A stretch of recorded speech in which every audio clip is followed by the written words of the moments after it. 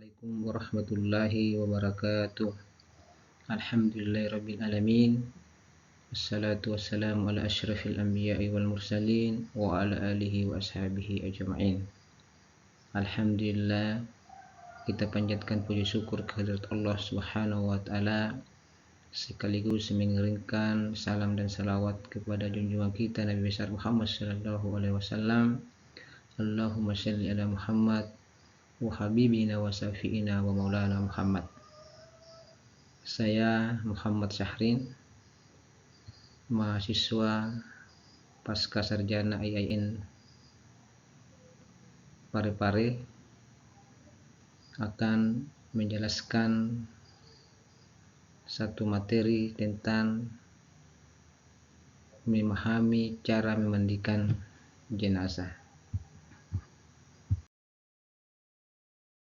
Tujuan pembahasan atau materi kali ini adalah peserta didik dapat memahami dan melaksanakan tata cara memandikan jenazah.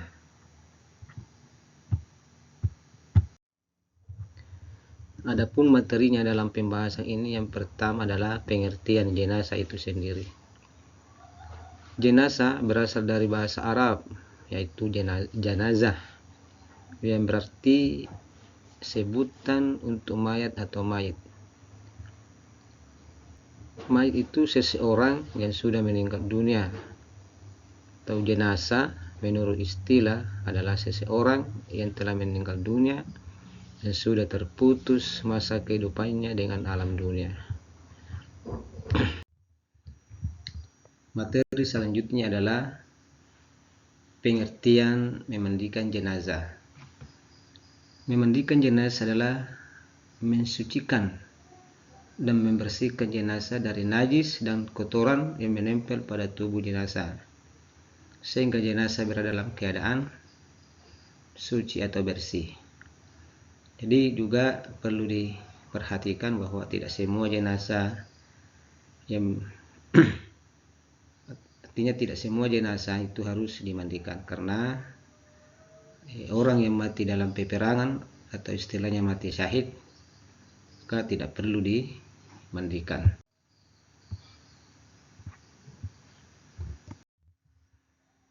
Kemudian pembahasan selanjutnya pada pertemuan kali ini adalah syarat-syarat mayat yang perlu dimandikan.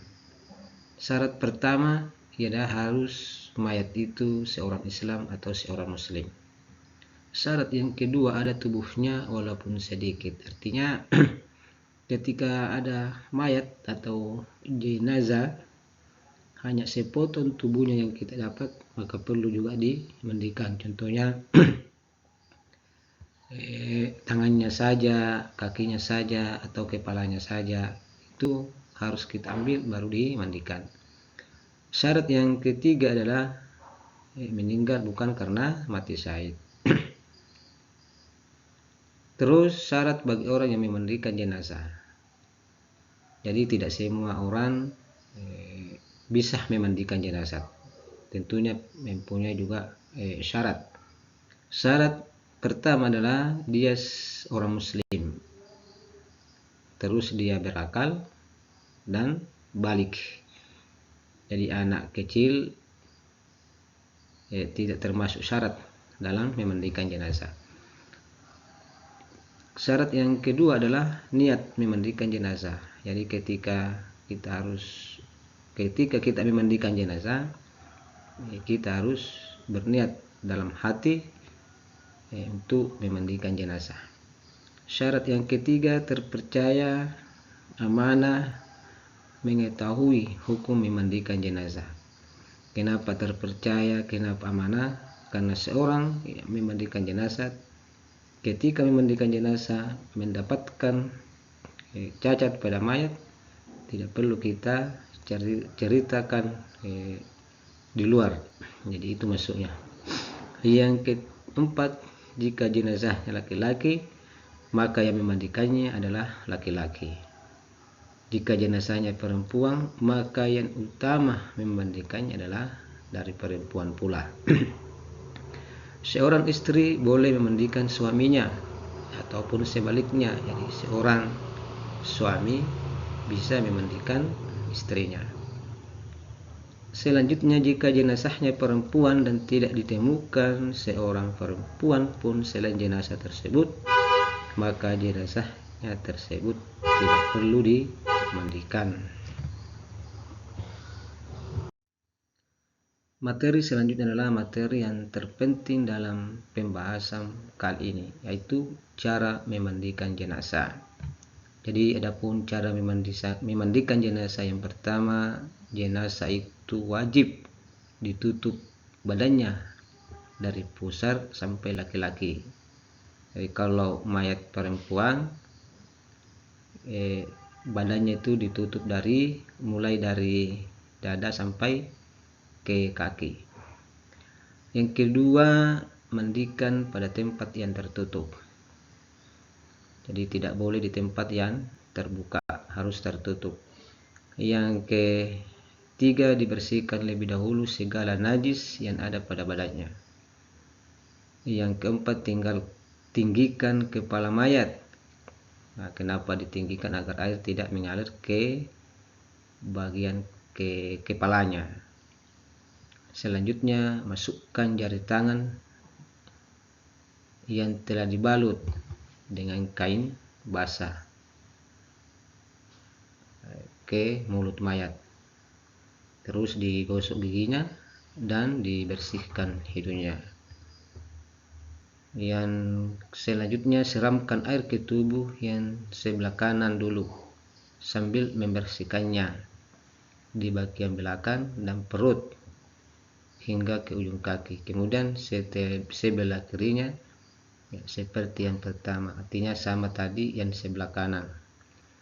Yang selanjutnya, mandikan mayat dengan air sabun untuk membersihkan badan dan pada air mandinya.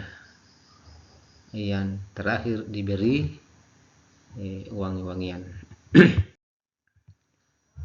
Cara memandikan selanjutnya adalah, sewaktu memandikan mayat, perlakukanlah dia dengan lembut ketika membalik, menggosok anggota tubuhnya, menekan perutnya, melembutkan sendi-sendinya, dan segala sesuatu melakukan untuk memuliakannya.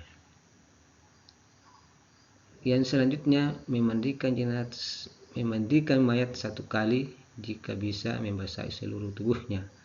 Itulah wajib dan sunnah mengulanginya.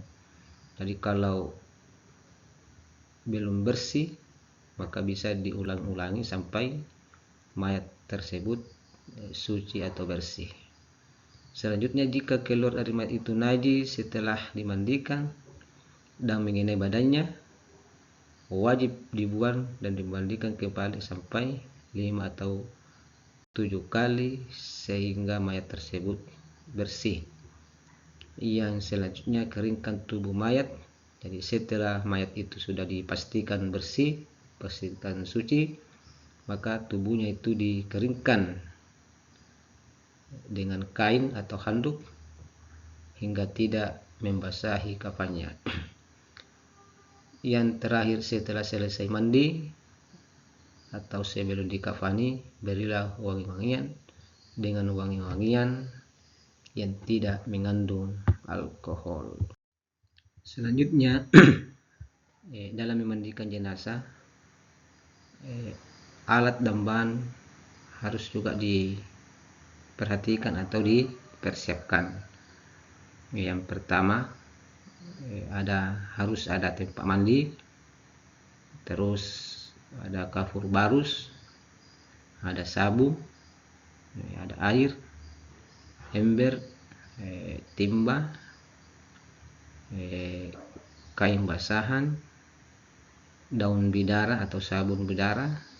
Selanjutnya adalah handuk. Sebagai penutup dalam materi atau pembahasan kita kali ini, tentunya perlu kita memberi kesimpulan dalam pembahasan kali ini. Adapun kesimpulan pembahasan kita kali ini yang pertama adalah setiap manusia yang hidup pasti akan mengalami kematian, dan kematian itu akan datang secara mendadak. Jadi perlu selalu mempersiapkan diri. Yang kedua, umat Islam hukumnya fardu kifayah untuk memandikan jenazah secara sempurna, dan jenazah harus selalu dimuliakan.